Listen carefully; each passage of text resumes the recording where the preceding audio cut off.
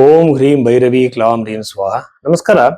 ರಾಶಿ ಭವಿಷ್ಯಕ್ಕೆ ಹೋಗೋದಕ್ಕಿಂತ ಮುಂಚೆ ಕೆಲವು ವಿಚಾರಗಳನ್ನ ಹೇಳೋದಾದ್ರೆ, ನೋಡಿ, ಒಂದೇ ಡೇಟ್ ಅಲ್ಲಿ ಎಷ್ಟೋ ಜನ ಹುಟ್ಟಿರ್ತಾರೆ. ಒಂದೇ ರಾಶಿಯಲ್ಲಿ ಲಕ್ಷಾಂತರ ಜನ ಹುಟ್ಟಿರ್ತಾರೆ. ಎಲ್ಲರ ಭವಿಷ್ಯ ಒಂದೇ ತರ ಇರುತ್ತಾ? ಕುಂಭರಾಶಿ, ಮೀನರಾಶಿಗೆಲ್ಲ ಸಾಡೆ ಸಾತಿದೆ ಅಂತೇಳಿ ಜನಗಳನ್ನ ಭಯಪಡಿಸ್ತಾ ಇರ್ತಾರೆ. ಎಲ್ಲ ರಾಶಿಯವ್ರಿಗೂ ತೊಂದರೆಗಳಾಗ್ತಾ ಇದೆಯಾ? ಸಮಸ್ಯೆಗಳಾಗ್ತಾ ಇದೆಯಾ? ಇಲ್ಲ. ಯಾಕೆಂತಂದ್ರೆ ಇಲ್ಲಿ ನಾವು ಮುಖ್ಯವಾಗಿ ಗಮನಿಸಬೇಕಾಗಿರುವಂತದ್ದು ನಮ್ಮ ಇಂಡಿವಿಜುವಾಲಿಟಿ ಯಾವ್ದು ತಿಳ್ಕೊಳ್ಳೋದು. ನಿಮ್ಮ ಡೇಟ್ ಆಫ್ ಬರ್ತ್ ಮಿಸ್ಟೇಕ್ ಇರೋ ಸಾಧ್ಯತೆ ಇರುತ್ತೆ, ನಿಮ್ಮ ಬರ್ತ್ ಟೈಮ್ ಮಿಸ್ಟೇಕ್ ಇರೋ ಸಾಧ್ಯತೆ ಇರುತ್ತೆ. ಹಾಗಾಗಿ ಜಾತಕದ ಭವಿಷ್ಯ ತುಂಬಾ ಸಮಯ ನಿಜ ಆಗಲ್ಲ. ಅವಾಗ ನಾವೇನ್ ಮಾಡಬಹುದು? ನಾಡಿ ಜ್ಯೋತಿಷದ ಪ್ರಕಾರವಾಗಿ ನಿಮ್ಮ ಹಸ್ತರೇಖೆಗಳನ್ನ ಜಾತಕಕ್ಕೆ ಮ್ಯಾಚ್ ಮಾಡಿ ನೋಡ್ಬೇಕು. ಈಗ ಫಾರ್ ಎಕ್ಸಾಂಪಲ್ ನಿಮ್ಗೊಂದು ಗಜಕೇಸರಿ ಯೋಗ ಇದೆ ಅನ್ಕೊಳ್ಳೋಣ. ಹಸ್ತದಲ್ಲಿ ಅದು ರಿಫ್ಲೆಕ್ಟ್ ಆಗಿದೆಯಾ ಅದು ಗಮನಿಸ್ಬೇಕು. ಹಸ್ತದಲ್ಲಿ ಕೂಡ 12 ರಾಶಿಗಳಿದೆ. 12 ರಾಶಿಗಳನ್ನು ಹೇಗೆ ಅನ್ವಯ ಮಾಡಬೇಕು, ಗ್ರಹಗಳನ್ನ ಯಾವ ರೀತಿ ನಾವು ನೋಡಬೇಕು ಅನ್ನೋದೆಲ್ಲ ಕೂಡ ಶಾಸ್ತ್ರಗಳಲ್ಲಿ ಇದೆ. ಎರಡನ್ನು ಕಂಪೇರ್ ಮಾಡಿ ಭವಿಷ್ಯವನ್ನ ಬಹಳ ನಿಖರವಾಗಿ ಹೇಳ್ಬೋದು.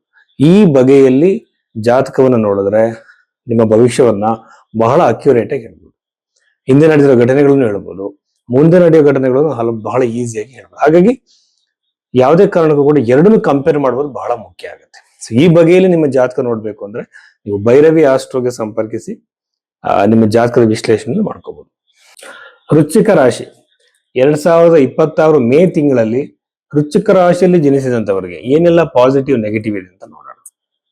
ವೃಶ್ಚಿಕ ರಾಶಿಯ ರಾಶಾಧಿಪತಿ ಆಗಿರುವಂತಹ ಕುಜಗ್ರಹ ಬಂದು ಪಂಚಮದಲ್ಲಿರುವಂತದ್ದು. ನೀವು ಯಾವುದೋ ಒಂದು ಹೊಸ ಕೋರ್ಸ್ ನ ಮಾಡುವಂತ ಸಾಧ್ಯತೆ ಇರುತ್ತೆ.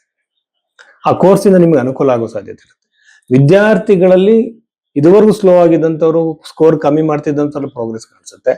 ಎಕ್ಸಲೆಂಟ್ ಆಗಿದೆ ಅವರಿಗೆ. ಪಂಚಮಾಧಿಪತಿ ಚತುರ್ಥಾಧಿಪತಿ ಇರುವಂತದ್ದು ನಿಮ್ಮ ಮಕ್ಕಳಿಗೆ ಮನೆ ಖರೀದಿ ಆಗುತ್ತೆ.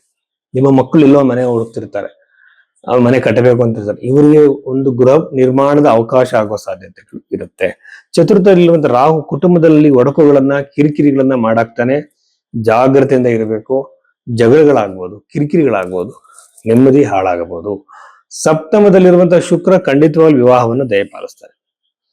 ಬಟ್ ಏನ್ ಮಾಡ್ಬೇಕು ಅಂದ್ರೆ, ಜಗಳಗಳು, ಮ್ಯಾರಿಟಲ್ ಲೈಫ್ ಅಲ್ಲಿ ಇಶ್ಯೂಸ್ ಬರುವುದನ್ನ ತಡೆದ ಒಂದೇ ದಾರಿ ಸಪ್ತಮ ಭಾವದಲ್ಲಿರುವಂತಹ ಶುಕ್ರನಿಂದ ವಿವಾಹ ಪ್ರಾಪ್ತಿ ಆಗುತ್ತೆ, ಜಗಳಗಳು ಕಡಿಮೆ ಆಗುತ್ತೆ. ಬಟ್ ಮ್ಯಾಚ್ ಮೇಕಿಂಗ್ ತುಂಬಾ ಇಂಪಾರ್ಟೆಂಟ್. ನೋಡಿ, ಒಂದು ಜಾತಕ ನೋಡಿದ್ದೆ ಮ್ಯಾರಿಟಲ್ ಲೈಫ್ ಅಲ್ಲಿ ಇಶ್ಯೂಸ್ ಇದೆಯಾ, ಪ್ರಾಬ್ಲಮ್ಸ್ ಇದೆಯಾ ಎಲ್ಲ ಹೇಳ್ಬೋದು.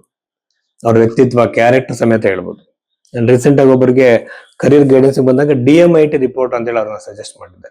DMIT ರಿಪೋರ್ಟ್ ಅಲ್ಲಿ ಎವ್ರಿಥಿಂಗ್, ಅವ್ರ ಪರ್ಸನಾಲಿಟಿ, ಸೈಕಾಲಜಿ, ಅವ್ರು ಯಾವ ಫೀಲ್ಡ್ ಸೂಟೇಬಲ್ ಎಲ್ಲ ಬರುತ್ತೆ. ಸೊ ಇಷ್ಟು ವೈಜ್ಞಾನಿಕವಾಗಿ ಒಂದಿನ ಜ್ಯೋತಿಷ್ಯ ಕೂಡ ಪ್ರೂವ್ ಆಗುತ್ತೆ. ಸೊ ವಿವಾಹದ ಸಾಧ್ಯತೆ ಜೊತೆಯಲ್ಲಿ ಅವರಿಗೆ ಅದ್ಭುತಗಳು ನಡೆಯೋ ಸಾಧ್ಯತೆಗಳಿದೆ ವೈವಾಹಿಕ ಜೀವನದಲ್ಲಿ. ಯಾಕೆಂದ್ರೆ ಲವ್ ಮ್ಯಾರೇಜ್ಗೆ ಅಕ್ಸೆಪ್ಟೆನ್ಸ್ ಸಿಗ್ಬೋದು. ಇಷ್ಟಪಟ್ಟಂತವ್ರು ದೂರ ಆಗಿದ್ರೆ ಬರ್ಬೋದು ವಾಪಸ್. ಈ ಸಾಧ್ಯತೆಗಳು ಇದೆ. ಆಮೇಲೆ ವೃಶ್ಚಿಕ ರಾಶಿಯವರಿಗೆ ಮಾನಸಿಕವಾಗಿ ಟೆನ್ಷನ್ಸ್ಗಳು, ಕಿರಿಕಿರಿಗಳು ಜಾಸ್ತಿ ಇರೋದ್ರಿಂದ ಪ್ರಾಣಾಯಾಮ, ಯೋಗಾಸನಗಳನ್ನ ಮಾಡಬೇಕು. ಹಣಕಾಸು ಬರೋ ಸಾಧ್ಯತೆ, ಸಾಲದಿಂದ ಹೊರಗಡೆ ಬರೋ ಸಾಧ್ಯತೆ, ಸಾಲ ಕರಗಿ ಹೋಗ್ಬೇಕು, ಸಾಲ ಅನ್ನುವಂಥದ್ದು ನಿಮಗೆ ಕಡಿಮೆ ಆಗ್ಬಿಡ್ಬೇಕು, ಆ ಒಂದು ಪರಿಸ್ಥಿತಿ ಅವಕಾಶ ನಿಮಗೆ ಬರೋ ಸಾಧ್ಯತೆ ಇದೆ. ಹಣಕಾಸು, ಯಾಕೆಂದ್ರೆ ಗುರುಗ್ರಹದ ದೃಷ್ಟಿಯಲ್ಲಿ ಇರೋದ್ರಿಂದ ಹಣ ನಿಮಗೆ ಬರ್ಲೇಬೇಕು. ಎಲ್ಲೋ ಒಂದು ಇನ್ವೆಸ್ಟ್ಮೆಂಟ್, ಎಲ್ಲೋ ಒಂದು ಲೋನ್ಗೆ, ಎಲ್ಲೋ ಒಂದು ಸ್ನೇಹಿತರ ಹತ್ರ ನೀವು ಕೇಳಿದ್ರೆ ಹಣವನ್ನ, ನಿಮಗೆ ಬರೋ ಸಾಧ್ಯತೆ ಅತಿ ಹೆಚ್ಚಾಗಿರುತ್ತೆ ಈ ಒಂದು ಮೇ ತಿಂಗಳಿನಲ್ಲಿ.